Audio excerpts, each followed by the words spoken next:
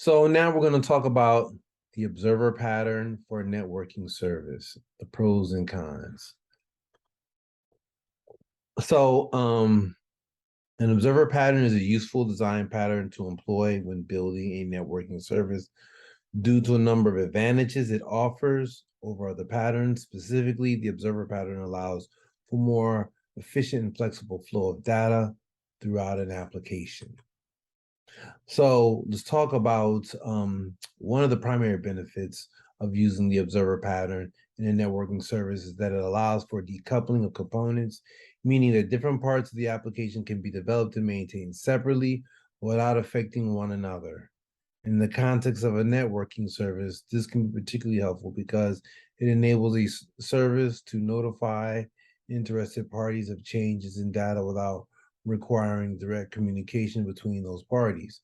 This not only reduces the complexity of the service, but also improves the scalability of the application as a whole. Okay. Also, there's a separation of concerns. Another advantage of using the observer pattern in a networking service is that it provides a clear separation of concerns between different components of the application.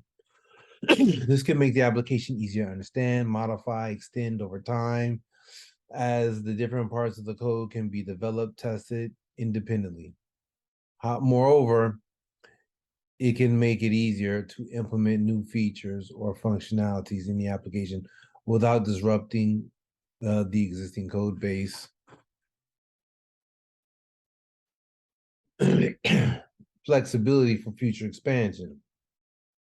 Finally, the observer pattern also makes it easier to add new observers to a networking service in the future.